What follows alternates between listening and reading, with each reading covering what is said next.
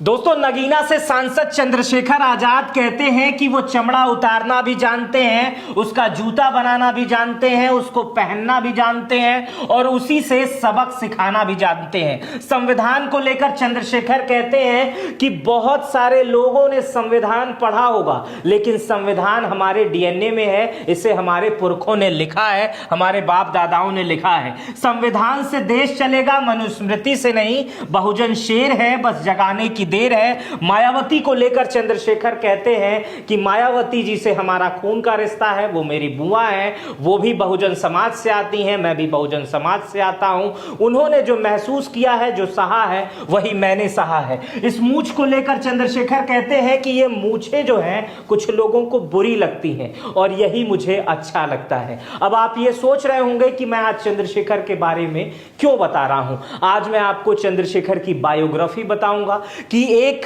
साधारण मास्टर के लड़के से एक सांसद बनने का सफर चंद्रशेखर का कैसा रहा, रास्ते में कौन कौन सी दिक्कतें आई, कब कब चंद्रशेखर देश की नजरों में आए और चंद्रशेखर ने अब तक क्या क्या काम किए हैं। यह बायोग्राफी आपके लिए प्रेरणादायक हो सकती है, मोटिवेशनल हो सकती है, इससे आप बहुत कुछ सीख सकते हैं और बहुत सारी जानकारी आप नगीना के सांसद चंद्रशेखर के बारे में हासिल कर सकते हैं। तो चलिए देर न करते हुए शुरू करते हैं। सांसद चंद्रशेखर का जन्म 3 दिसंबर 1986 को उत्तर प्रदेश के सहारनपुर के धड़कौली गांव में हुआ था। इनके पिता का नाम गोवर्धन दास है, ये सरकारी स्कूल में शिक्षक थे। इनकी माता का नाम कमलेश देवी है और पत्नी का नाम वंदना कुमारी है। चंद्रशेखर की एक संतान भी है। चंद्रशेखर आजाद 5 भाई बहन है और चंद्रशेखर आजाद ने देहरादून से लॉ की पढ़ाई की थी। इसके आगे चंद्रशेखर अमेरिका जाना चाहते थे, पढ़ाई करना चाहते थे, एलएलबी की पढ़ाई इससे आगे और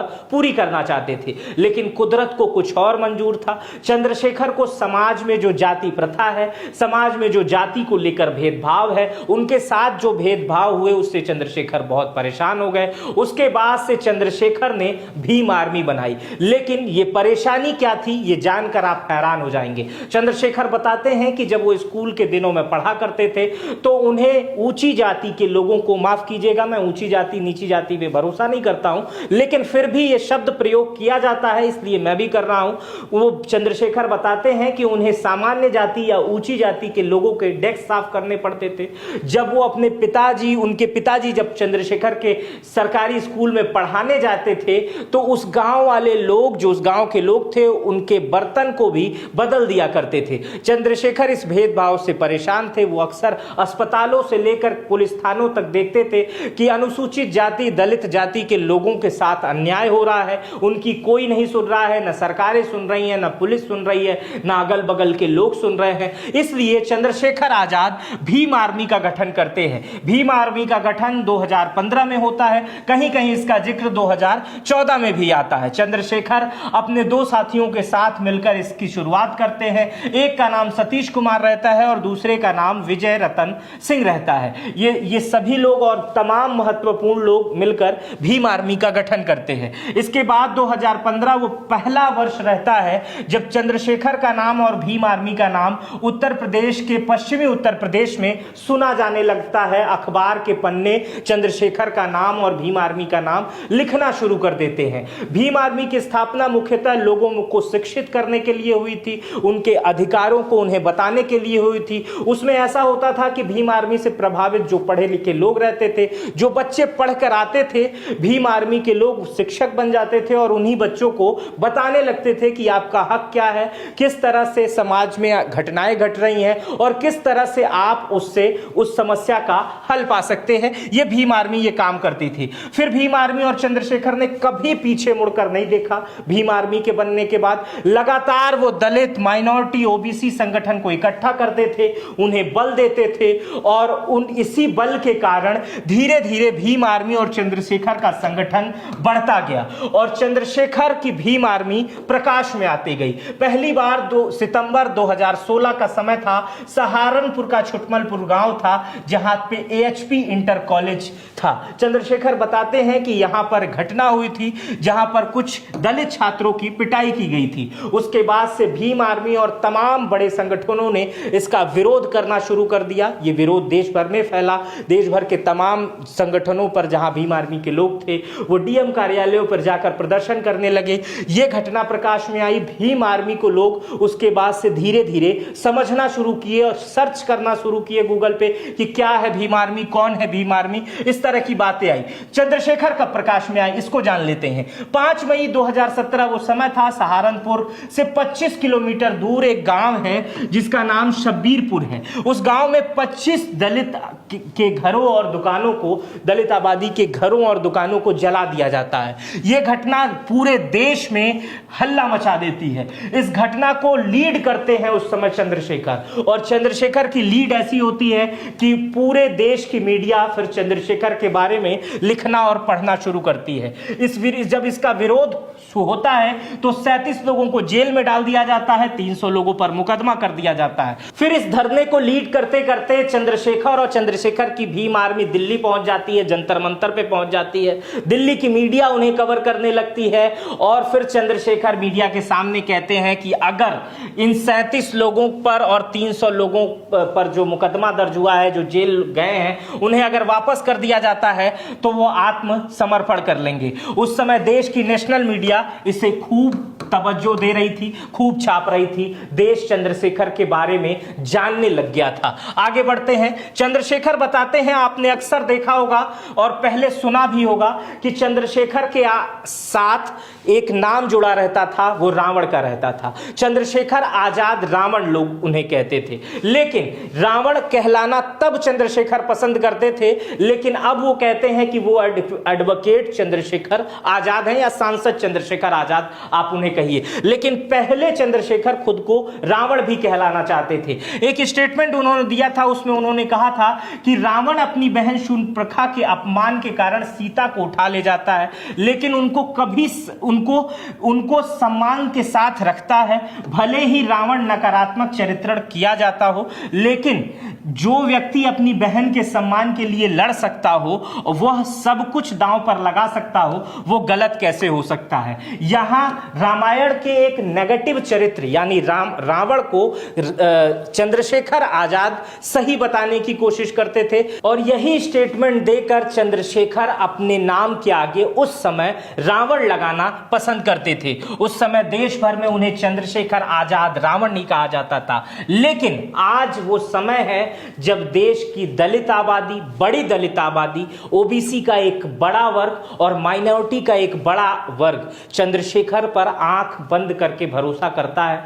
वो सोचता है कि एक सांसद जो नगीना में है, वो मूंछों पर ताव देता है और वो हमारी बातें करता है, इसलिए वो पसंद करते हैं। अब मैं आपको कुछ गणित समझाना चाहता हूं, काशीराम का गणित। काशीराम के सिद्धांत पर चंद्रशेखर किस तरह से आगे बढ़ रहे हैं, इसको समझने के लिए, क्योंकि मैंने शुरुआत में आपसे कहा है कि दलित, ओबीसी, माइनॉरिटी यानी मुस्लिम समाज भी चंद्रशेखर को एक्सेप्ट करता है और वो कहता है कि चंद्रशेखर मेरे लीडर हैं। और जिसका जीता जागता उदाहरण आपको दिल्ली के जामा मस्जिद में दिखा था, जब चंद्रशेखर सिर्फ मुस्लिम समुदाय की भीड़ के बीच में अकेले खड़े होकर सीएए और एनआरसी का विरोध कर रहे थे। उस समय वो तस्वीरें आपने देखी होगी। चलिए आपको मैं अब काशीराम का वो बहुजन सिद्धांत बताता हूं। काशीराम भरोसा करते थे एससी प्लस ओबीसी प्लस मुसलमान, सिर्फ अनुसूचित जाति के, काशीराम कहते थे सिर्फ अनुसूचित जाति को वोट बैंक नहीं बनाना है, अन्य पिछड़ा वर्ग और मुस्लिम समाज को भी साथ लाना है, क्योंकि यह सब मिलकर सत्ता के करीब पहुंच सकते हैं। इसी प्रकार का प्रयोग जो है काशीराम ने बहुत पहले मायावती और मुलायम के साथ किया था। उस समय सरकार भी बनी थी, लेकिन गेस्ट हाउस कांड के बाद ये जो सिद्धांत था, जो ये प्रयोग था, ये विफल दिखाई देने लगा। बाद में ऐसा कुछ नहीं हुआ।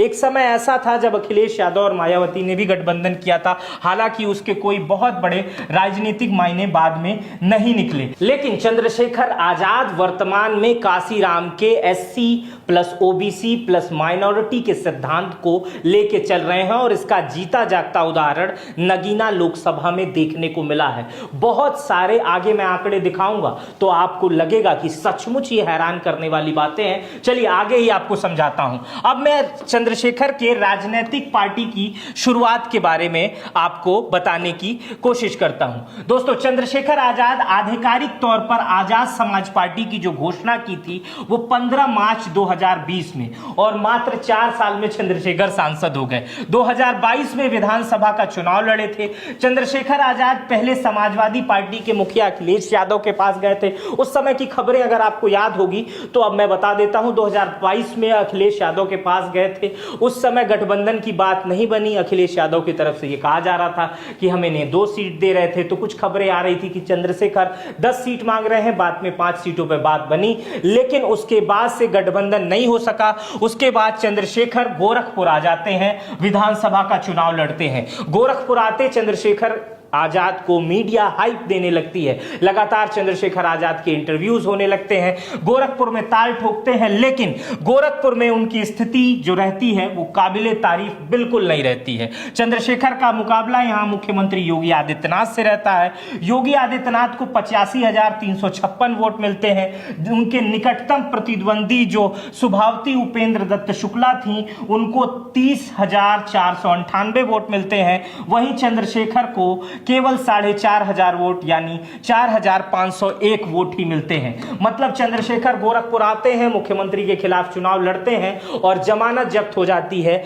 बुरी तरीके से हारते हैं। लेकिन चंद्रशेखर रुकते नहीं है, अभी सांसद हैं। 2 ही साल का वक्त बीता। जिस आदमी ने पिछले विधानसभा के चुनाव में 4,500 वोट पाया, वो अपने 2 साल की मेहनत में 1.5 लाख वोटों से चुनाव जीतता है। आइए आगे समझाता हूं आपको। अब इसको देखिए, 2024 का वर्ष आ जाता है और सुर्खियां बनती हैं सबसे पहले चंद्रशेखर की सुरक्षा। 2024 के शुरुआती दूसरे महीने में चंद्रशेखर को वाइस रेडी की सुरक्षा दे दी जाती है।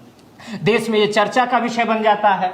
सहारनपुर के पहले नेता चंद्रशेखर आजाद बन जाते हैं, जिन्हें Y+ कैटेगरी की सुरक्षा दी जाती है। चंद्रशेखर सीआरपीएफ के जवानों के बीच में घिर जाते हैं। इससे पहले चंद्रशेखर पर हमले भी हुए थे, चंद्रशेखर को धमकियां भी मिलती हैं, इसलिए केंद्र सरकार इन्हें Y श्रेणी की सुरक्षा दी जाती है। 2019 लोकसभा और 2024 लोकसभा अब आपको यहां मैं समझाने की कोशिश करूंगा। अभी मैं आपको बता रहा था, जिस चंद्रशेखर ने 2022 के विधानसभा में मात्र 4,500 वोट पाए थे, वही 2024 के लोकसभा में 1.5 लाख से अधिक वोटों से चुनाव जीतता है। आइए मैं इस आंकड़े को आपको समझाने की कोशिश करता हूं। चंद्रशेखर को 2024 के लोकसभा में वोट मिलते हैं 5,12,552 वोट। वहीं दूसरे बीजेपी के जो कैंडिडेट हैं उन्हें मिलते हैं 3,61,079 वोट। और जो बीएसपी के कैंडिडेट हैं, अब यहां से समझने की कोशिश करिएगा, सपा के कैंडिडेट को भी बता देता हूं, 1,23,074 वोट। बीएसपी के कैंडिडेट को मिलते हैं 13,272 वोट। और पिछली बार अगर हम बात करें, जो बसपा ने यहीं से चुनाव जीता था और उसे मिले थे 5,68,378 वोट। सेम वही वोट मिले हैं चंद्रशेखर को। मतलब बसपा का पूरा वोट सीधा सीधा डाइवर्ट हो गया है चंद्रशेखर के पास। बसपा की जगह चंद्रशेखर ने ले ली है। नगीना में चंद्रशेखर ने यह सिद्ध करके बताया। पिछली बार बसपा के प्रत्याशी ने इसी सीट से 1.5 लाख से अधिक वोटों से चुनाव जीता था। इस बार चंद्रशेखर ने इसी सीट से 1.5 लाख से अधिक वोटों से चुनाव जीता था। बीएसपी ने, सपा ने, बीजेपी ने कोई कसर नहीं छोड़ी थी चंद्रशेखर को वहां से हराने के लिए। यह बिल्कुल नहीं कहा जा सकता है कि वहां कोई सॉफ्ट कॉर्नर दिया था। वहां समाजवादी पार्टी भी चुनाव लड़ी थी और बकायदा 1 लाख वोट पाई थी। बीजेपी भी वहां चुनाव लड़ी थी, 3.5 लाख से अधिक वोट पाई थी। लेकिन चंद्रशेखर वहां डटे रहे। वहां की माइनॉरिटी, ओबीसी और मुसलमान चंद्रशेखर के साथ था और चंद्रशेखर को चुनाव जिता दिया। तो ये मैंने जो आज बताया वो चंद्रशेखर की बायोग्राफी है। इसमें मैंने शुरुआत में यह बताया कि चंद्रशेखर एक मास्टर के लड़के थे, एक शिक्षक के लड़के थे और उनके साथ भेदभाव हुआ और उसके बाद उस भेदभाव की वजह से चंद्रशेखर ने भीम आर्मी बनाई। 2015 में भीम आर्मी बनी और 2015 से 2020 तक चंद्रशेखर ने समाज में काम किया। बहुजन और अनुसूचित जाति के बीच चंद्रशेखर लगातार लोकप्रिय होते रहे।